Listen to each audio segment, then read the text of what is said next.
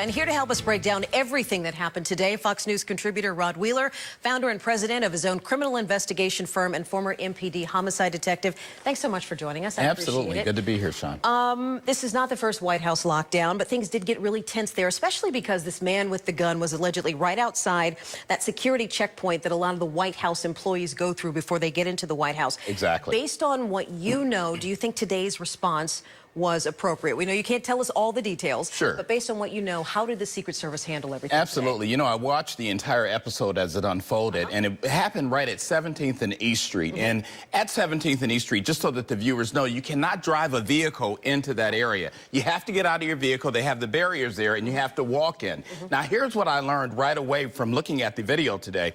The police officers, the Secret Service police officers, they confronted this guy. He had a weapon, and he had the weapon showing, Sean. Excuse me. So they told him, they said repeatedly, drop your weapon, and that's police procedure, right? The guy refused to drop the weapon, and you know what he did? He continued to advance towards the White House. Now, the protocol, the procedure for uniformed officers there is that if somebody continues to advance, they refuse to acknowledge the officer's orders, then you have to take that person out. So what the Secret Service officers did, they shot this guy one time in the stomach, and then he went down at that point. Now, there were a lot of people, just so that the viewers know, there were a lot of people in that area. Now, the Secret Service right around the White House, and this is good information, Sean, we use in the D.C. area what we call a layered security protocol. Okay. And what does that mean? A layered security protocol means that you have to go through various layers of security in order to even access the White House. Now, what's interesting in this case is that this individual today never got past the outer layer of the White House perimeter. So everything appears at this point, Sean, to have worked the way it's supposed to work. That is certainly good news. All right, so we know generally, as the public, we can see things that are happening. That's right. We always see there are sharpshooters on top of the White House. In fact, right now there's a live shot of the White House behind you, and we can see what looks like a little bit of stepped-up security. We can see people standing down there in front of the White House. Without telling us all the details, what else did you notice? We know you can't tell us everything, but what else did you notice was going on behind the scenes? Right away, absolutely. And you know, I can tell right away when there's something going on the White House grounds. How can I tell this? And this is not classified, so I can share this with you. What you'll notice on the White House, anytime there's a security-related event taking place on the White House grounds, what you'll see are individuals dressed in black. We call them ninja officers, right? They're not ninja, but that's what we call them. They're actually sharpshooters. And these individuals started coming out from various areas on the roof of the White House.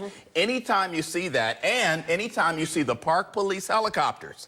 Now, a lot of viewers have been saying, why the Park Police helicopters? I can tell you why. That's not classified. The reason is because the Park Police, they park their helicopters right over at Anacostia Park.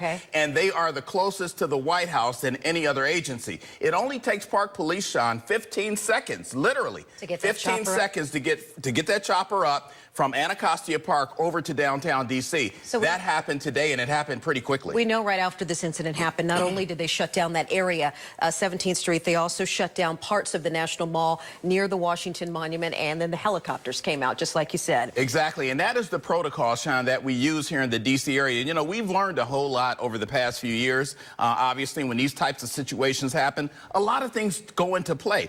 D.C. police responded today. The Park Police responded today. Capitol Police responded today. As a matter of fact, Sean, there had to be at least 10 different police agencies that will now respond to a security incident, not just at the White House, but at the Capitol as well. And I think it's encouraging for the viewers to know that this is the kind of police response that we have in D.C. Let me tell you, Sean, to take a gun to the White House today, in today's environment, it's a suicide mission. It's no way in the world that you're going to get past that outer barrier. And speaking of the suicide mission, real quickly, this guy today, according to my sources, had mentioned to others that he wanted to die suicide by cop. And I'll tell you right now, he's in critical condition over at GW Hospital. You bring up an interesting point here about the response and the layered response we've seen from the Secret Service and other police agencies. The Secret Service has been on the hot seat in recent years for failures, security security breach failures.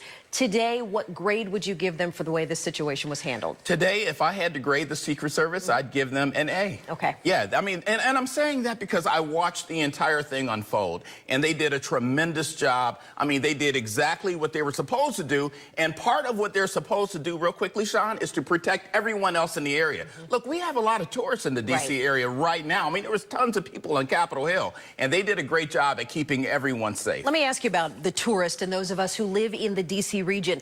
If we're down there and we're in a situation like that, what should we be doing? Right. Excellent question. And this is good for tourists to know, people that live in the D.C. area to know. What you should do is always listen to the commands and the response of the police officers. They'll tell you exactly what to do. Now, today, Sean, just so that you and the viewers know, the police officers started hollering at the tourists to get down. Get down. And that's what we typically tell people to do. Why? So we can observe the situation, see what's going on, and then we can take whatever the threat is out. So that's what people need to do. You know, don't try to help the police by grabbing the guy or anything like that. Listen to the commands of the officers. These individuals are highly trained. They know exactly what they're doing, and hopefully we'll have a good outcome, such as like we had today, Sean. Indeed. Rod Weiller, we appreciate it. Thanks so much for coming in and giving us that insight Absolutely. tonight. Good to be here. All right. Tony? All right, a big